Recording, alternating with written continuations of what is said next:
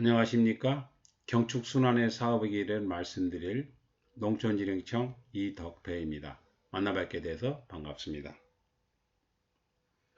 저는 학창시절부터 흙 동아리 활동을 하면서 지금까지 또 앞으로도 흙을 잘 가꾸고 사랑하는 일을 제 일생의 업으로 생각하고 살아오고 있습니다.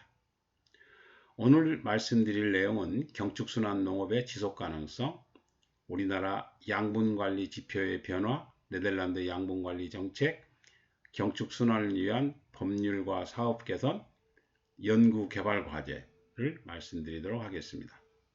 경축순환이라는 것의 하나의 지속가능성을 가기 위해서는 첫째적으로는 경제적으로 이득적인 부분이 돼야 되고, 또 자연환경은 최대한 보존을 하고 농업환경과 같은 것들은 잘 보전을 하는 그런 일, 그 다음에 사회가 지속적으로 유지될 수 있는 것들이 굉장히 중요한 요소가 되겠습니다. 가축분뇨라고 하는 것들은 어떤 의미에서 폐기물입니다. 폐기물도 줄여야 되고 재사용해야 되고 또 에너지도 생산해야 되고 폐기도 해야 하는데, 이러한 각종의 단계에는 비용도 발생하고요, 편익도 발생합니다. 그래서 이 비용을 최소화하고 편익을 극대화시키는 그러한 전략이 이 지속가능성의 굉장한 요인이 되겠습니다. 경축순환 사업에서의 문제점은 우리나라 유기질 비료 지원 사업이 연간 1,600억 원에서 1,300억 원대로 줄어들고 있다는 것이고요. 두 번째는 유기질 비료에 대해서 도 단위 시자체별로 보조금이 차이가 있습니다. 자기 지역에서 나오는 퇴비에 대해서 보조금을 더 지급하는 것들인데, 내년의 경우는 연간 20kg당 300원 정도의 보조금이 들어가게 되어 있습니다. 세 번째는 가축분 퇴비의 수요처를 확보하는 것입니다. 네 번째는 가축분 유기질 비료가 없다는 것입니다. 그래서 우리나라 유기농업에 쓰는 농자재가 대부분 수입산이라는 데 큰 문제가 있습니다. 또 하나는 퇴비하고 액비에는 농사에 필요한 양분 정보가 매우 부족하다는 것이고 없다는 것입니다. 또 퇴비의 문제, 액비의 문제로 가기 시작하면 액비는 양분 함량이 매우 낮고 또 여기에 안전한 사용 기술에 대한 컨설팅이 거의 없고, 또 토양의 양분이 과다하거나 불균형하거나 또는 액비 탱크 관리, 또 액비 탱크 시설의 운영에 대한 역량에서 큰 격차가 있다는 부분, 또 살포 작업이 대형 농기계를 필요로 해야 한다는 것들이 하나의 문제점이 되겠습니다. 경축순환 농업에 있어서 가장 궁극적인 목표는 이 경축순환이 원활하게 활성화되기 위해서는 축산 분야에 발생된 퇴비하고 액비가 경종농가들을 포장해서 널리 사용하는 것입니다. 그러니까 딱 경종농가의 퇴비하고 액비의 사용을 확대하는 것이 가장 중요한 목표라고 하겠습니다. 우리나라 양분관리 지표를 말씀을 드리겠습니다. 농경지에 투입되는 양분은 농경지 면적이 넓냐 좁냐에 따라서 부하량이 많다 적다가 결정되는 경우가 많습니다. 근데 우리나라는 농경지 면적이 매년 2만 내지 3만 헥타가 줄어들고 있고 논이 훨씬 그 증가폭이 커지고 있습니다. 이러한 상황에서 비료 사용량은 일정하게만 가도 양분이 투입되는 양은 늘어나게 되는 것이죠. OECD 국가에서 한국의 질소 수지는 80년대에는 한 5위권 정도 가다가 지금은 1위권으로 올라섰습니다. 그에 비해서 네덜란드는 85년도에는 세계 최고의 수지에서 지금은 도로 한 5위권으로 내려왔습니다. 이런 데에는 분뇨 발생량의 50%를 축산농가 인근에서 처리를 하고, 그 다음에 25%는 화훼농가나 채소농가에서 소비를 하고, 나머지 25%는 외국으로 수출하는 전략을 펴고 있기 때문에 네덜란드는 양분 수지를 대폭 개선할 수가 있었습니다. 인산 수지를 보면 일본이 세계 1위 수준이고요. 한국이 2위 수준입니다. 즉 우리나라는 질소는 1등이요. 인산은 2등의 양분 투입량이 많기 때문에 그만큼 환경도 취약하고, 그로 인해서 환경 정화 비용도 그만큼 국가가 많이 부담하고 있는 그런 현실인 것입니다.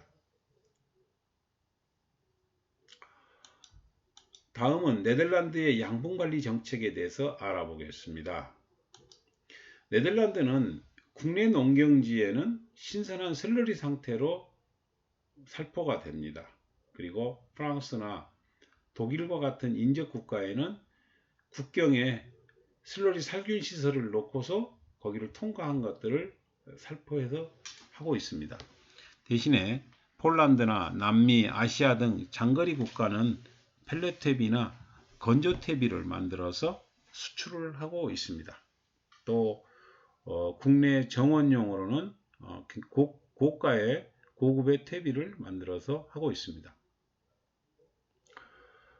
네덜란드 축산 농가들은 운송비라든가 시료 분석비라든가 또 처리 비용이라든가 이런 것들을 부담을 하고 있고, 또 경종 농가들도 돈을 받기도 하고 부담하기도 하고, 소위 말하는 발생자 부담 원칙, 수익자 부담 원칙이라고 하는 것들을 비교적 잘 지키고 있는 것들이 네덜란드 축산 농가의 특징이었습니다. 네덜란드의 가축분뇨 연결체 미들맨이라는 곳은 퇴액비 성분 분석을 해서 농경지의 양분 함량을 가지고 살포 업무도 하고, 또 수출용 내수용 퇴비 액비 처리를 맡고 있는 곳입니다. 여기에 종사하는 인원이 약 3만 명으로서 빅 비즈니스에 해당되고 있습니다. 가축분뇨 유래에서 네덜란드는 또 하나는 이제 가축분뇨 사료 중에 질소 함량을 이렇게 줄였습니다.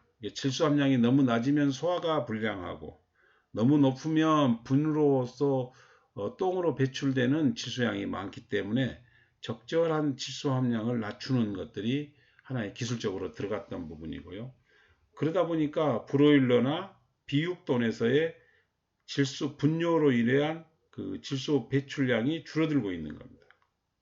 또 질소 1kg당 암모니아 배출량도 엄청 줄어들고 있습니다.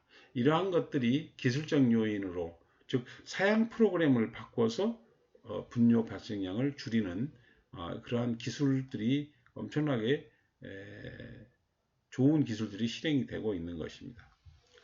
네덜란드에서의 퇴비를 코메코사 거를 보게 되면 질소, 인산, 칼리 함량이 다 표시가 되어 있습니다. 그래서 이걸 35개국에 수출합니다. 우리는 성분 표시가 전혀 되어 있지는 않습니다. 그래서 키로당 100원도 안 갑니다. 그래서 또 판매가 안 돼서 난립니다. 그런가 하면 수입 건개분하고 미각 유박으로 만든 이런 유기질 비료가 키로당 1,000원 이상에 팔리고 있습니다. 상당히 좋은 비즈니스 모델이죠. 핵심은 기존의 퇴비처럼 품질도 알 수 없는 것들은 판매가 잘 안 되는 반면에 품질이 제대로 보증이 된 것들은 판매에 큰 문제는 없다는 것으로 보여집니다. 금년 7월에 네이버 홈쇼핑에서 이 네이버 인터넷 쇼핑에서 가격을 비교한 것인데, 유기질 비료가 키로당 662원에서 한 3만원 정도, 여기에 보면 이 비료는 키로당 3만원 정도 하죠. 광비라고 하는 것들은 키로당 3,000원 정도 하죠. 그래서 상당히 이 유기질 비료는 상당히 부가가치가 있기 때문에 유기질 비료 생산 사업은 전망이 있다. 유기질 비료도 경축순환의 중요한 요소가 되니까요. 이 사진을 보면 네덜란드의 수출용 개분 비료인데요. 여기에 투명한 랩을 투명한 것으로 했지만 국산은 검정색으로 써놨습니다. 우리는 흔히 잘 팔리기 위해서는 홍보를 해야 되고 잘 알려야 한다고 하는데 왜 이런 검정색을 하는지 그 판매 전략과는 안 맞는 포장을 하고 있는 것이 안타까운 현실입니다. 경축순환을 위한 법률과 사업 개선에 대해서 말씀드려 보겠습니다. 본 그림에서 하늘색 부분은 한국에서 시행하고 있는 것들입니다. 농가 지도 서비스라든가 자료 입력이라든가 보조금 지원이라든가 아그릭스 시스템을 가지고 우리도 하고 있는 것이죠.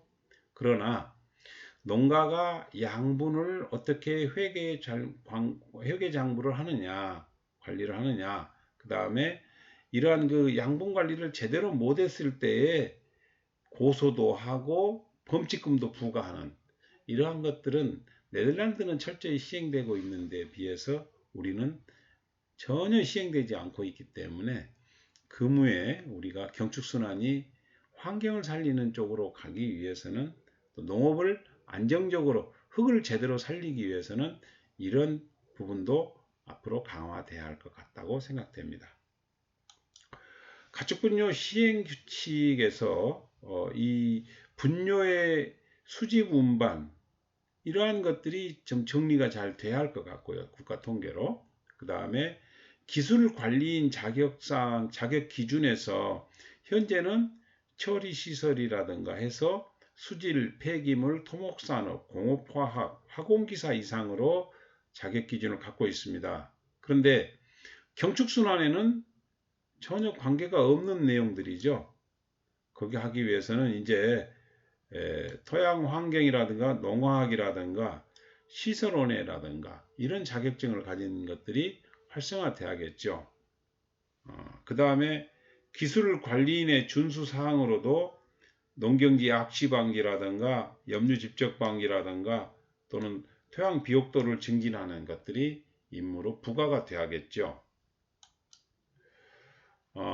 또한 축산 허가자에 대해서도 정기적 점검을 해야 되고 축산 발전기금을 가지고도 가축분뇨 자원화 촉진 사업에도 이런 돈이 많이 쓸 수 있는 쪽으로 사업이 개선이 돼야 할 것 같습니다.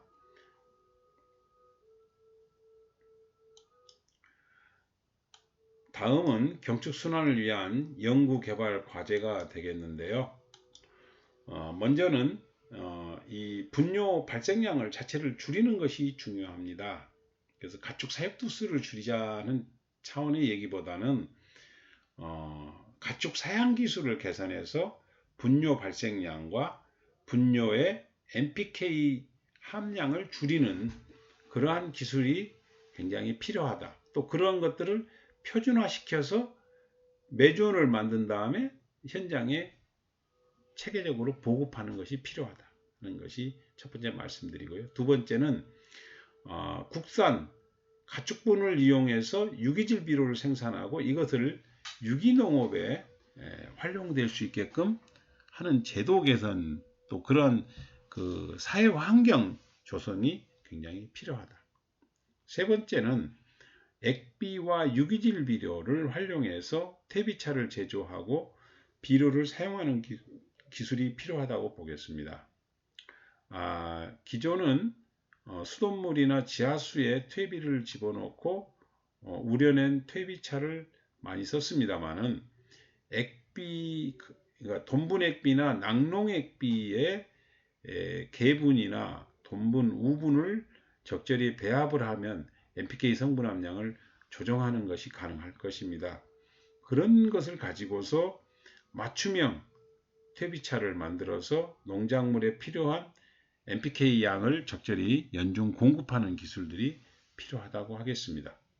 네 번째는 경종 농가를 대상으로 퇴비와 액비 사용 컨설팅을 할 수 있는 인력 양성이 매우 시급한 것으로 보여졌습니다. 저는 축산 퇴액비 컨설팅이라는 밴드를 운영을 하고 있습니다. 여러분들께서 많은 참여를 요청드립니다. 경종과 축산은 이렇게